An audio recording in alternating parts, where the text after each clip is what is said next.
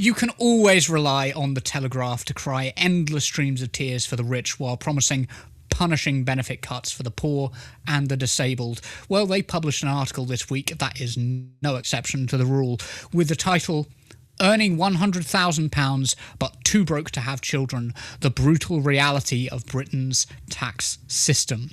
Now, this article is quite ridiculous. So first of all, from that title, you'd think that they earn 100k between them, right? You'd think they were earning like 50k each or 70k and 30k. No, that's not what they earn. Matthew Griffiths and his wife were ready to start a family. Financially, they were in a good place. And both had high-flying jobs paying six-figure salaries. But when their first child, Olive, was born in 2021, the joy of bringing new life to the world was soon met with the sinking realisation that Britain's tax system would punish them for it. Because he and his wife Nicole were high earners, both working in the tech sector on salaries of £125,000 and £100,000 respectively, they would not see a penny in support to cover the costs until their children were at least 3 years old. So, just to recap, they're not earning £100,000 between them, they're earning over £100,000 each. They own their own home outright, and they already have a child, despite the headline saying they're too broke to have children. But it gets worse. Oh boy, does it get worse. The couple, both now 35, are also topping up their earnings by running a number of Airbnb holiday homes near Brighton where they live. In a good year, the flat would bring in as much as £80,000 to £100,000 a year. So that means that they're earning over £300,000 per year between them. They have a child already and they own their own home outright, and they're complaining that the cost of childcare and tax is too high. Like, if you're a poorer person, I can totally see that, right? But most of this they blame on the £100,000 tax cliff edge. So that's the idea that as soon as one parent earns £100,000, entitlement to tax-free childcare worth £2,000 a year per child is revoked, and access to state-funded nursery hours is reduced. Working parents are entitled to 30 hours of free childcare a week during term time for children from the age of 9 months, but parents over the earnings limit qualify for just 15 hours from the age of 3. By the way, that earnings limit is £100,000. I actually think that childcare should be universal, right? And we should just tax the income of higher earners by taxing their assets. Put a punishing tax on their Airbnb rentals rather than, like, take away the universal services. Like, universal services have a lot of benefit to them. The fact that I and a very, very rich person use the same NHS is beneficial to me because they're using their political power to push for a better NHS service for both of us. And I do think that a lot of genuine middle income earners, not these people, but genuine middle income earners, are struggling to get by. It is hard out there for most people right now, and the middle class people are starting to feel that, don't get me wrong. But the idea that you're earning £300,000 per year and you're complaining about taxation and childcare costs, and they say in the article their childcare costs are about £19,000 per year, which, okay, let's go with it. I think that is probably quite an overestimate in terms of what we need to spend on childcare, but they earn £300,000. So that means that about 6% of their total income goes on childcare. And I'm sorry, but 6% of your income is less than the average working family spends on childcare. Childcare is extortionate, and most people spend far more than 6% of their total income on it.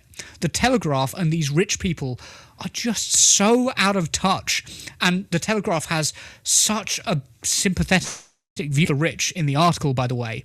They say the top 1% of earners receive 13% of total income in the UK, but pay 27% of total income tax revenues, according to HMRC. However, this isn't the full picture, as that's talking about income. It doesn't take into account financial wealth and assets, as the ONS estimated back in 2022.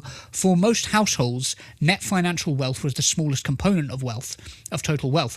However, at the top of the distribution, financial wealth was far more prominent, particularly at the very top, as wealth held by the richest 1% of households was greater than for the entire bottom 80% of the population, right?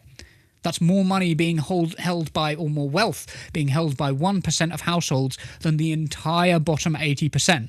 So maybe the very richest people in our society aren't actually doing too badly, despite pleading poverty so we don't tax them all the time.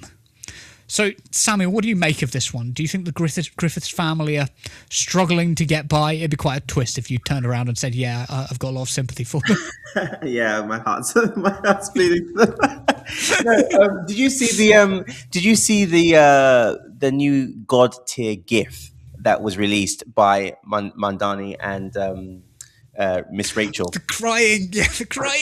Yeah, we're gonna It's create our it's own on one here. it's on repeat for me. That's what I I love that GIF. I just when it dropped this year, I was like, you know what? I'm going to be using that a lot this year. And I think, you know what? I don't even know if I need to give you a response. I think that is my response. That is my response It's so good. and also, just the cheek of it, because this paper, has gone after low income people. How dare they? How dare the government want to, ban 0 hours? How dare the government want to increase, minimum wage? But all of a sudden, when it comes to people on 300K collectively in a household, their heart bleeds for them. It shows where their loyalty lies. It shows who the paper is run for and run by. And I think if anything exposes the bias of these papers, it's this: they're completely out of touch. They have no idea about how working people live. They have no idea about how difficult it is to get the bills paid, the mortgage paid, whatever it is each month, and make sure that you have enough food to eat as well. They have no idea. And then they come up with these stories of people earning hundreds of thousands of pounds a year. It's insulting. It is really insulting. Aside from the whole kind of like comedic. Here we go. I've been pretty good for the whole show. I hadn't coughed, so But there you go. Apart from the comedic aspect, it's very insulting to the people who have to really struggle to make ends meet, and living within their means. It's really insulting. I can't agree, Sam. I can't agree with you. I'm afraid. Mr. Griffiths is currently crying into the wheel of his Lamborghini, listening to you. Right? He's sobbing into the gold plated wheel of his probably not gold plated, but you know what I mean. The wheel of his Lamborghini right now, as he struggles his way to the. He can barely afford the diesel in that thing. Yeah. I mean, yeah.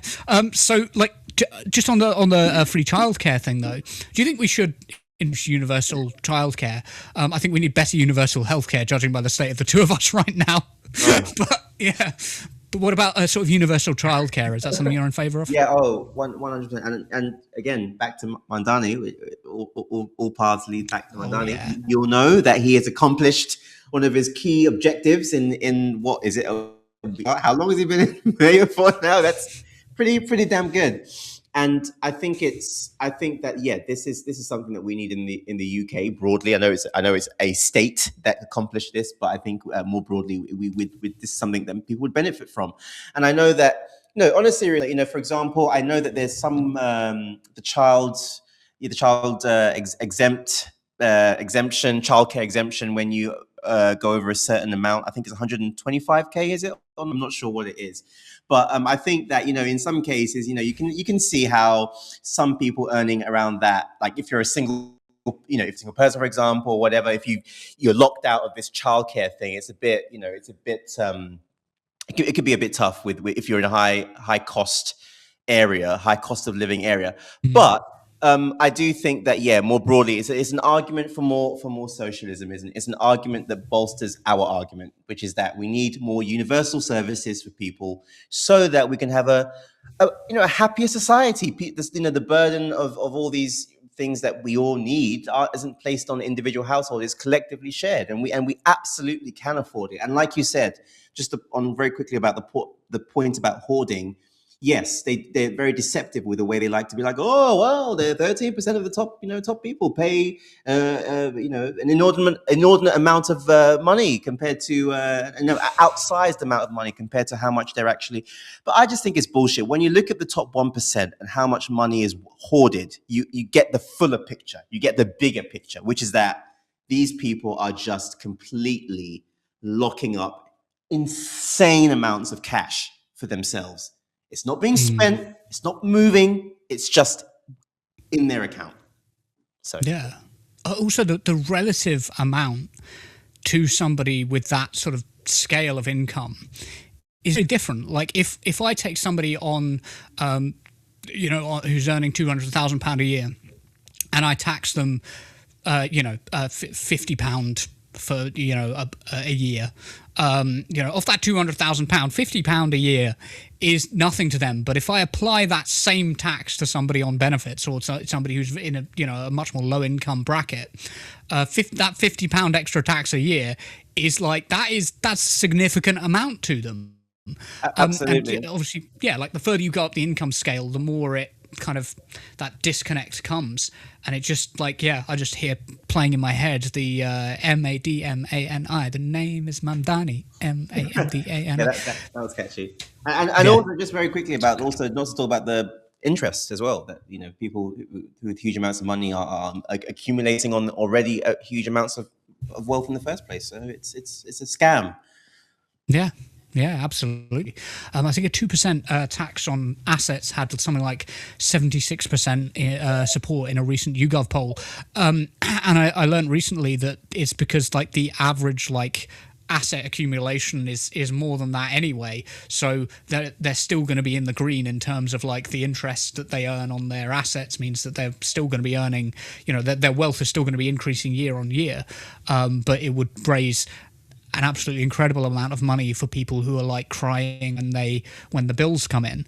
And I just think, if we can do that, we absolutely like have a duty